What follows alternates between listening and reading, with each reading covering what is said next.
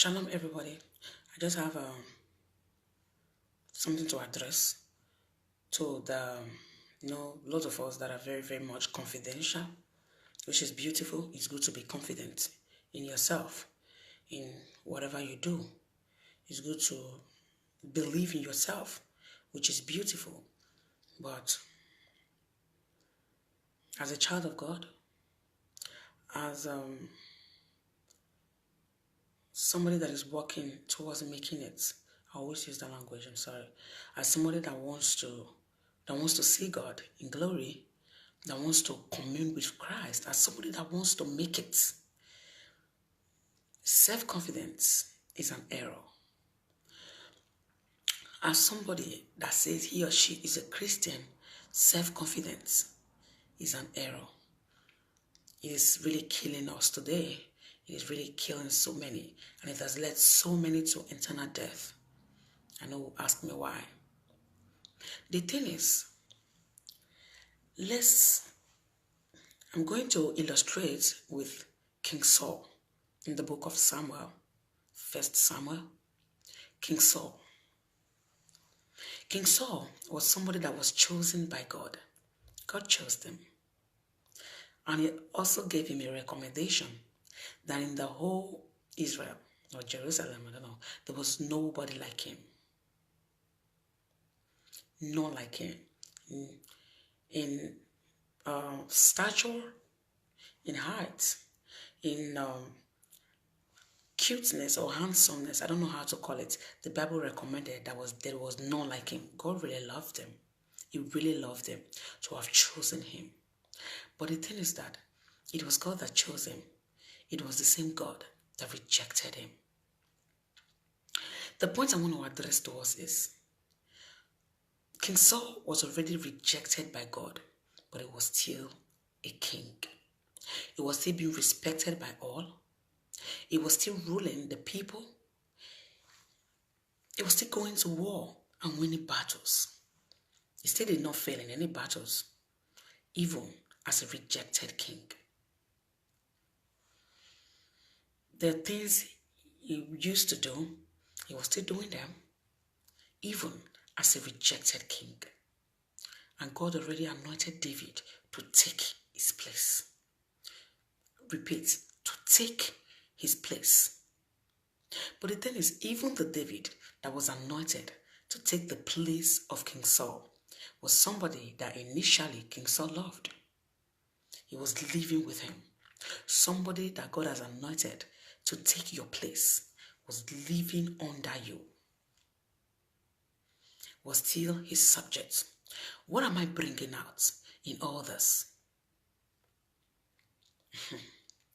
You are there. You are doing your things. You are serving God in your own way. You are working to making it. And you are not examining yourself. You are there. You are still confident. You are still having confidence in the power that you possess as a Christian, in the things that the Lord is using you to do, or maybe that you think the Lord is using you to do, and you are just doing your things. You are not checking back. You are not checking the time, and you are not examining yourself. I'm sorry, you're not going anywhere. There is need for examination. We call it self-examination. Always examine yourself if you are still in God. I am more interested in those of us that are always like, oh, if I'm not going to heaven, or preferably said, if the Lord doesn't like this, if the Lord doesn't want this, if the Lord has spoken against this, how come this person is still doing all those things? How come this person is still controlling so much crowd? How come this person is still pulling so much crowd? How come this? How come that? How come I can sing perfectly even more than you? How come I can play perfectly even more than you? How come I can preach powerfully even more than you? Sweetheart, beloved, brethren, you are wrong. That was why I used King Saul as an example. He still never lose any war, even while he was a rejected king. The people were still respecting him, even as a rejected king. King David, in waiting, was still giving him his due respect, even as a rejected king. You are commanding respect, and you think you are there already. No, dear. You are not. There is need for examination. So many has lost way, not even knowing it.